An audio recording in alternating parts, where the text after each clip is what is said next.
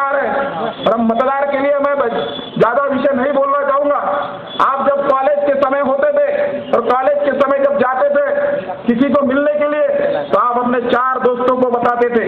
4 दोस्तों के बाद में आप पिक्चर देखने के लिए जाते थे, तो फिर भी 4-5 दोस्तों को बताते थे। होटल में जाते थे तो अपने 4-5 शूटर साथ में रखते थे। भैया इज्जत का भाजीपाला नहीं होना चाहिए। पैकेट वैकेट के पैसे खत्म हो गए तो देख लेना। ऐसे हम 12-15 मित्रों के साथ जाते थे। वो हमारे लाइफ का प्रश्न नहीं था, अपनी गर्लफ्रेंड के भविष्य का प्रश्न था कि आपकी इज्जत खराब नहीं होना चाहिए। ये आपके लाइफ का प्रश्न है कि देश का भविष्य नहीं खराब होना चाहिए। जाते समय एक नहीं 10-10 लोगों को लेके जाना और उनको कहना कि मतदान जरूर करना, और मतदान करने से एक लोकतंत्र मजबूत करेंगे। नितिन जी के माध्यम से लोकतंत्र मजबूत करेंगे। ये 15 वर्ष के इस कार्यकाल में विलासराव मुत्तुमवार ने क्या किया आपको भी पता है। युवा मोर्चा के इतने कार्यकर्ता छोड़िए, आम जनता से पूछिए कि विलासराव मुत्तुमवार जी रहते कहाँ है, और रहते भी है तो वो घर में रहते हैं कि बाहर में रहते हैं। दिल्ली में उन्होंने क्या किया, और 15 वर्ष में उनको मिलना हुआ फंड उसका सदुपयोग क्या किया। कितने गार्डन बने। सोलर के हमारे मंत्री थे, अपारंपरिक ऊर्जा मंत्री थे, परंपरा छोड़ दिए, अपारंपरिक भी छोड़िए। उन्होंने यदि तय किया होता कि नागपुर के अंदर में हम केवल सोलर के माध्यम से रात के लाइट जलाए होते, मनपा को मदद की होती, तो आज मनपा का बिल नहीं बढ़ता। उन्होंने कुछ भी नहीं किया। यहां तक कि उन्होंने भाजपा के आमदार को फंड तक नहीं दिया। अब चलिए भाजपा के आमदार को फंड नहीं दिया, अब कांग्रेस के तो आमदार थे उनके दीनानाथ पटोले और नितिन राव, वो भी कहते हैं कि हमको भी फंड नहीं दिया। किसी को नहीं दिया, फंड वापस गया। ऐसा खासदार हमारे देश के अंदर में काम का नहीं है, हमारे नागपुर के काम का नहीं है। हमने उसको 15 साल तक चुनकर दिया है, लेकिन जिस पद पर नहीं थे, जिन्होंने ऐसा काम किया, नागपुर का चेहरा मोहरा जिन्होंने बदला, नागपुर की चिंता जिसको लगी रहती है, चाहे किसी भी पार्टी के हो, ऐसे पार्टी किसी भी जाति और धर्म के हो, जहां पर किसी के काम नहीं केवल काम का विषय रहता है, ऐसे नितिन जी को हमको चुनकर लाना है, नितिन जी को मदद करना है और नितिन जी को वोट देना है। आपको पता होगा नितिन जी ने क्या क्या किया। मैं भी चौक में बैठता था कुछ समय पहले, मैं भी युवा था, मुझे पता है कि युवा चौक में बैठते हैं, मैं भी बैठता था। और नितिन जी उस समय पंतप्रधान मंत्री थे। मंत्री होने के पहले का मैं आपको किस्सा बताता था। जितने भी लोग गाड़ियों पर जाते थे फैमिली के साथ, वो बार बार पीछे देखते थे क्या है क्या है। एक बार गाड़ी ठुक गई, एक व्यक्ति की गाड़ी ठुक गई और उसका एक्सीडेंट हो गया। हम 4-5 मित्र ने उसको पकड़ा, क्या यार कभी बीबी को देखा नहीं? पीछे बीबी को देख रहा था और गाड़ी किसी को ठोक दी, कुछ हो गया रहता तो क्या हुआ रहता?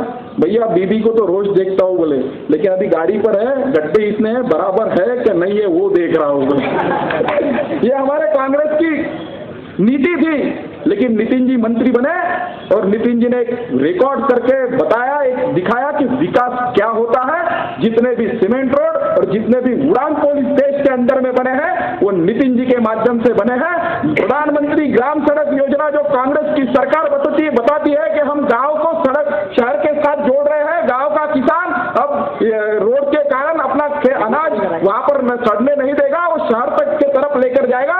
ये जो योजना है ये कांग्रेस की योजना नहीं है, ये पंतप्रधान अटल जी ने नितिन जी के माध्यम से लाई हुई योजना है, जो हमने चलाई है, जो गांव को सड़क तक शहर तक पहुंचाया है। आज वो कांग्रेस उसके ऊपर श्रेय बांटने का काम कर रही है। नितिन जी ने इतने काम किए हैं, 15,000 लोगों के हार्ट के ऑपरेशन किए हैं, इतने लोगों की जानें बचाई है। मैं केवल विलास मुत्तुमवार से एक प्रश्न पूछना चाहता हूं।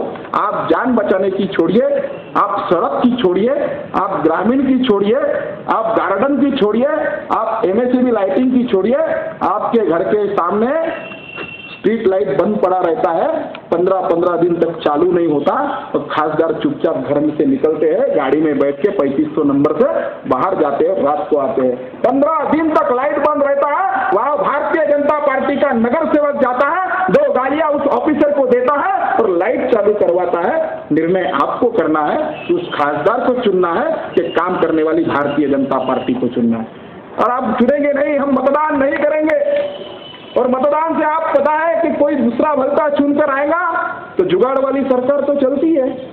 कुछ कम मतों से कुछ अलग लोग निकल आते हैं, लल्लू मल्लू चुनकर आ जाते हैं, पप्पू चुनकर आ जाता है। एक बार आपको पता होगा देश के अंदर के किस्से इतने हो रहे हैं कि प्रधानमंत्री हमारे मजाक का विषय बन गए, और इतना बन गए कि अमेरिका से, इलाज जी अमेरिका से एक राजदूत आया, राजदूत देश के अंदर में आया, उसकी अमेरिका की इंपोर्टेड गाड़ी ना दिल्ली के अंदर में आई, और दिल्ली में जब आई वो गाड़ी चल रही थी, बोले ताजमहल देखने के लिए जाना है। ताजमहल देखने के लिए गाड़ी जा रही थी, रास्ते में खराब हो गई। बोले यार इसका सर्विस स्टेशन तो अमेरिका में है, वॉशिंगटन में है, गाड़ी सुधरेंगी कैसे? जो भारत का एक इंसान उनके साथ दिया था, बोले एक इंसान है वो कुछ तो भी जुगाड़ करता है, गाड़ी सुधर जाएगी। उसने आया, बोले भाऊ कुछ जुगाड़ करता हूँ, गाड़ी सुधर जाएंगी। जुगाड़ किया, गाड़ी सुधर गई, आगे चलने लग गई। उसके बाद में जब कैमरा निकाला उन्होंने ताजमहल का फोटो लेने के लिए, तो कैमरा खराब हो गया। बोले आप उससे बात कीजिए। वो बोले कुछ तो भी जुगाड़ करता हूँ, शनि मंदिर लेकर जाता हूँ, कैमरा सुधर जाएगा। कैमरा सुधर गया। वापस आते आते उसको अपने मिसेस को फोन करना था, बोलना था कि मैं इंडिया से निकल रहा हूँ, अमेरिका वापस आ रहा हूँ, फोन खराब हो गया। बोले यार फोन भी तो अमेरिका का ही है, यहाँ सुधरेगा नहीं। बोले कुछ तो भी जुगाड़ करता हूँ, फोन चलेगा। जुगाड़ किया, फोन शुरू हो गया। ये अमेरिका गए, बराक ओबामा से मिले। बराक ओबामा को बोले कि सरकार ने कुछ तो भी ऐसी नई टेक्निक तैयार की है जिसका नाम जुगाड़ है, उसके लिए असंभव कुछ भी नहीं है, चालू हो जाता है, आप वो टेक्निक मांगिए। बराक ओबामा ने प्रधानमंत्री मनमोहन सिंह को फोन किया, आपने जो टेक्निक तैयार की है जिसका नाम जुगाड़ है, वो टेक्निक मुझे चाहिए। पंतप्रधान बोलने लग गए यार वो कैसे देंगे, हमारी सरकार भी उसी से ही चल रही है। जुगाड़ वाली राजनीति अब इस देश के अंदर में नहीं चलेंगी। युवाओं ने ठान लिया कि हम मतदान करेंगे।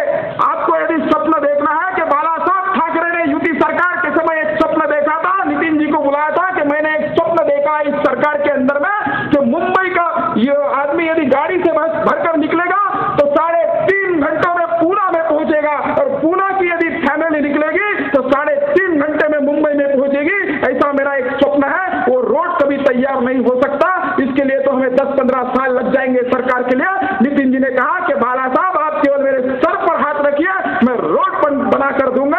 आज मुंबई का आदमी 3.5 घंटे में पुणे, और पुणे का आदमी 3.5 घंटे में मुंबई में पहुंचता है। वो मुंबई पुणे एक्सप्रेस हाईवे वो केवल नितिन जी की देन है, किसी नेता ने वो संभव नहीं किया। नितिन जी ने किया है वो काम।